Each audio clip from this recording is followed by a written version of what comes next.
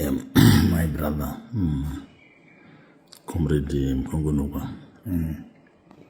Yeah, I'm just about to get into the gym, so I thought I'll just send you a video. You could explain it, and this idiot, what's his name? Matinyarare, whatever, Rutendo. So you see, this idiot, what he did.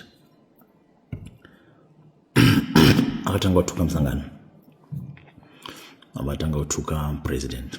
So I used to have a lot of respect for this guy. I would text him, I would call him, how are you, Chichi? They had to mtengera Land Cruiser 300 series. But ndakafunga kuti munhu ari kuzvi-offer market too much wangaita. So I wanted to first engage Comrade Namasa and say, munhu akaita basa ripi rakaitira musangano before I can acknowledge kuti ndimutende. I was happy to give him Land Cruiser on 250,000, some pocket change. Because I could see that this guy, to Asha, to Ainato, you know. No, he was aggressive. I liked him because I could see what I would try. But the moment you switch and flip, then what I'm saying is, unomira nezvinhu zvako, kana ukamira nemusangano, unotoya chema. A clever person would have come and say, Chivhayo. Ndakaita 1, 2, 3, 4, 5 for the party.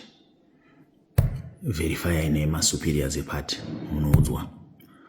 Ndikuda kutengerwa imba 500,000 kana Grayston Park. Ndikuda kana 250,000 Land Cruiser. I would go to the responsible, especially types of the Chinamasses, because ndo wananyatsoziya zvinhu zveparty, ndo my lawyer, you know.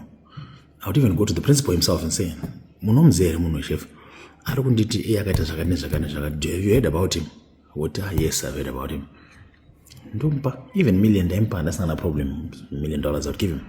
But that's what first, because in this time you go verify and you say, anything in the tower. But manje kuzotanga utuka ED manje, but at the moment you utuka ED tatopata pesa na hivyo. So now I'm desperate. I weekend as we go then. KT gave me a lot of money. And I called KT and I the plaza panduka inda pandrats sese mari dzakampa ma 7 million rands machi motikari dzakamtengera panoza munhu mutema kanenge kuti for life ndofana kuramba ndichingodyika saka KT yakasvika up net but dai anga unoti KT aneta dai yakachinja yakauya kwandiri chikonde explainera to verify would have helped him because kana ine zvakaita munhu wese anenge ashandira musangano, you know, is outstanding. We must be able to say thank you because tisu my dad. So now he thinks that he can go on and on about my fake page. Wicknel Chivhayo gold. Wicknel Chivhayo is the biggest gold dealer.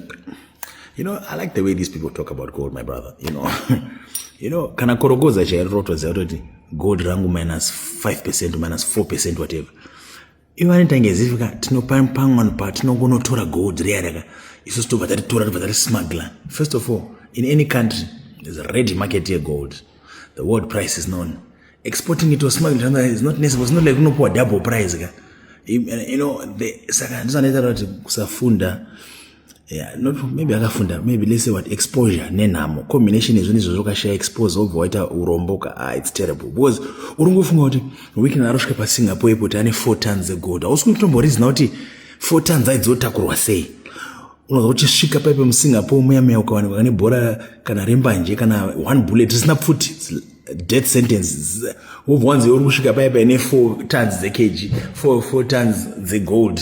For, you know, you can just see what it's just the reasoning. You don't know what the reasoning actually. So, can I just come Switzerland, Bezom, Mavenger, what I can't my racist for life in the language barrier. I think that's what you want to my language is also going to French nanan or she get one private jet. And why are you taking it to Bezom? I'm to the market. They don't got already taking to Dubai. So I'm about EK714. Let's say that made a bit of sense because Dubai and probably the biggest market of gold in the world.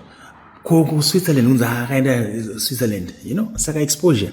Kuti wazoti private jet ikaenda maintain zinoita 3 months down ichigadzirwa. But chinjo flam like they don't know they gakabatwa zvakasodai yanga ine gold age. So it's just ignore that idiot. Just ignore him, you know, just ignore him. Rega.